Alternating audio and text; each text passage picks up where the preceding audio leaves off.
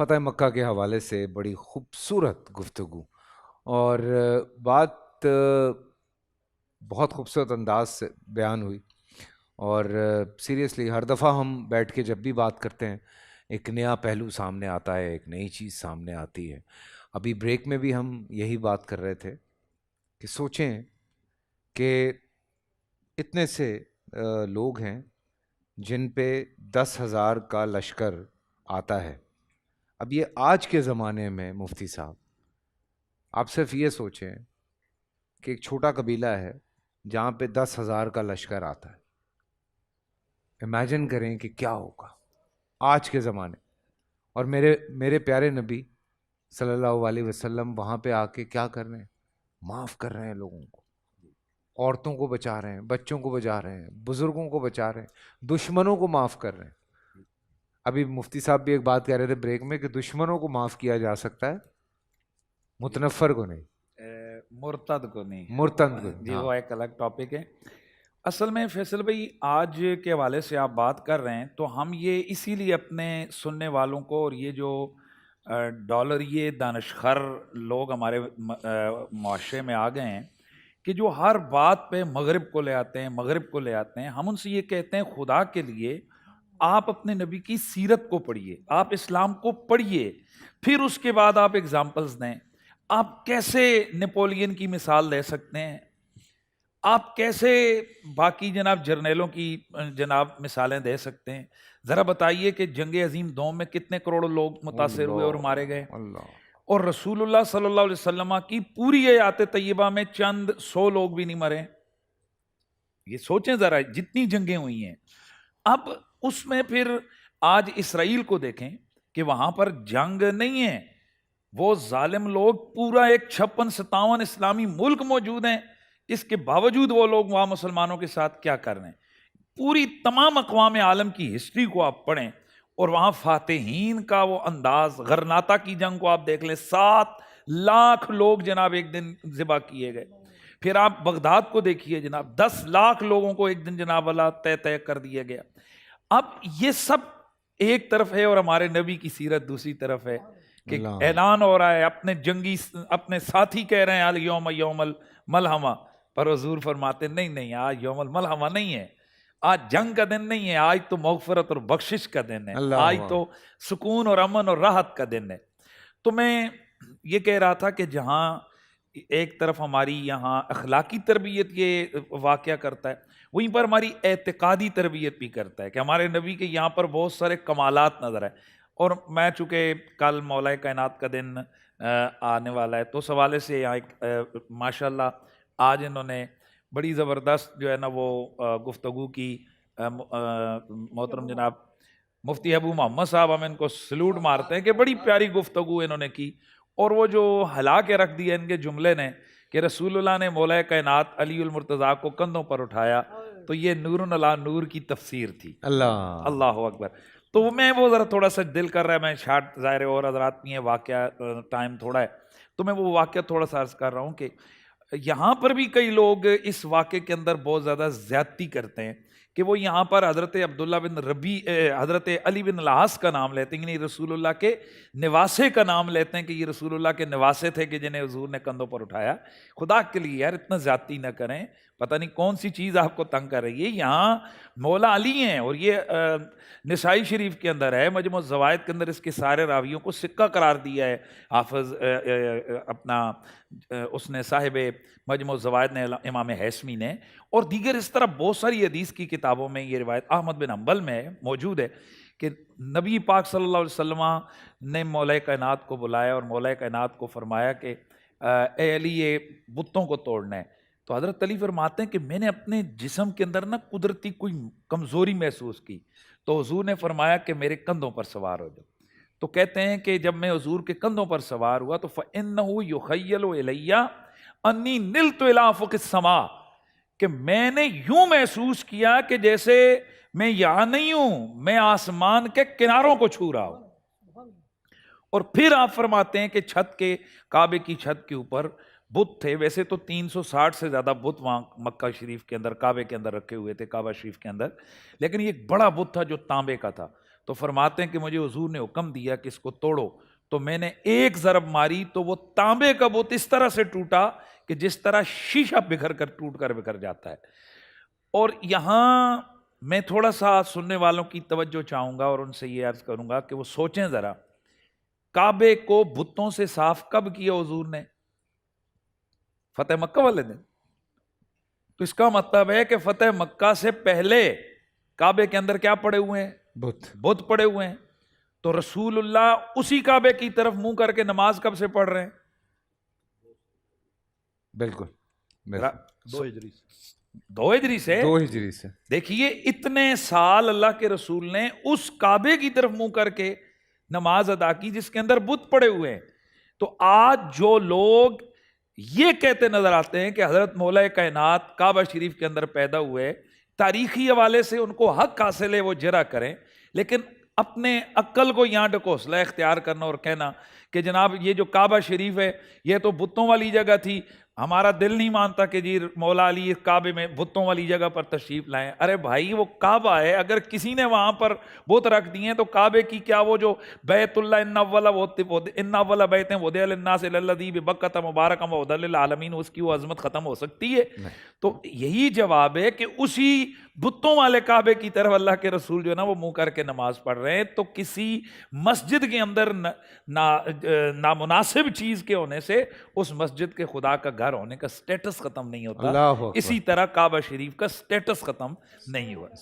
شیخ صاحب بہت اچھی بات کی بالکل کہ رسول اکرم صلی اللہ علیہ وسلم نے بیت اللہ کی طرف منہ کیا، نماز پڑھی، بت موجود تھے۔ اس سے پتہ چلے اسلام دین برداشت کا دین ہے، تحمل کا دین ہے، سمجھے نا؟ جی یہ دراصل میں باتیں کچھ ایسی ہوتی ہیں کہ جنہیں صاحب عقل اور صاحب ذوق سمجھ سکتے ہیں۔ کچھ لوگ یہ کہتے ہیں کہ حضرت علی رضی اللہ تعالیٰ عنہ کعبہ میں کیوں پیدا ہوئے؟ بھائی ان کو کسی کی پیدائش کی جگہ پر اعتراض کیوں ہو سکتا ہے؟ اگر وہ ہم سے لوگ اس پہ بھی اعتراض کرتے ہیں۔ سنیے کتابیں لکھی گئی ہیں۔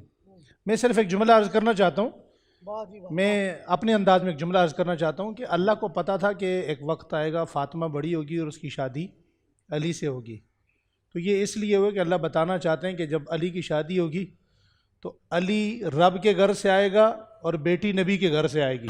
اللہ اکبر! بھائی یہ کہاں سے لاتے ہیں یہ باتیں؟ یہ کیا چاہ رہے ہیں تشریح سبحان اللہ بات ہی ختم کر دی نا آپ۔ دوسری بات عرض کروں؟ جی حضرت علی، چونکہ بات چھیڑ دی ہے حضرت علی کا، حضرت علی کون ہے؟ پہلے تو یہ بات سمجھنے کی ہے نا، حضرت علی کو ہر بندہ سمجھ نہیں سکتا۔ حضرت علی رضی اللہ تعالیٰ عنہ کے متعلق آقا دو عالم کا اپنا فرمان ہے کہ حضرت علی کو اعتدال پہ سمجھو گے تو سب سمجھ آئے گا، حضرت علی کو نہیں سمجھو گے یا ادھر ہو جاؤ گے یا ادھر ہو جاؤ گے۔ تو جو حضرت علی کو نہیں سمجھے گا اسے صحابہ بھی سمجھ نہیں آئیں گے۔ میری اپنی ذات کا پریکٹیکل یہ ہے کہ میں نے تو ابوبکر عمر عثمان کو بھی حضرت علی سے سمجھا ہے۔ واہ اور اگلا جملہ میں کہوں، اب حضرت علی رضی اللہ تعالیٰ کی چونکہ بات چھڑ گئی ہے تو حضرت علی جب پیدا ہوئے نا تو لوگ کہتے ہیں اس وقت تک آنکھیں نہیں کھولیں جب تک حضور لاب دہن لگایا نہیں۔ ہم یہ کہتے ہیں کہ علی آنکھیں کھولنے ہی نہیں چاہتے تھے۔ علی نے جب آنکھیں کھولیں تو علی کی نگاہ سب سے پہلے جس چہرے پر پڑی، آنکھیں مرتضیٰ کی ہیں، چہرہ مصطفیٰ کا ہے۔ واہ مفتی صاحب، واہ ختم کر دی بات ہی یار۔ سبحان اللہ، کیا بات ہے۔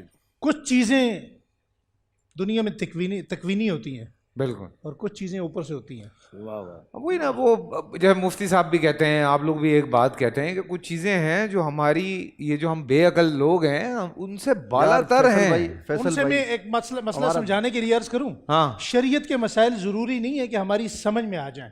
بالکل، جہاں جا کر عقل ختم ہو جاتی ہے وہاں سے وہی شروع ہوتی ہے۔ اللہ، ان شخصیات کو میں نے اس دن بھی کہا تھا، یہاں شہیدی صاحب بھی بیٹھے ہوئے تھے، کہ صحابہ کرام تاریخی شخصیات نہیں ہیں، قرآنی شخصیات ہیں۔ واہ واہ واہ واہ واہ۔ لہٰذا ان کو وحی کے اسلوب کے مطابق سمجھا جائے گا۔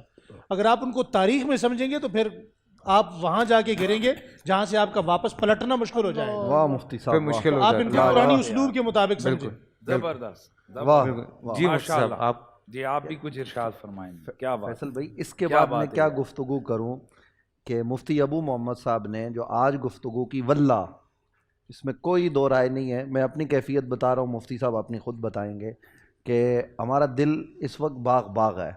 جو یہی گفتگو کی جائے تو میرے خیال میں امت میں یہ سارے اختلافات ختم ہو جائیں گے, صحیح بات, کوئی چیز باقی نہیں رہے گی.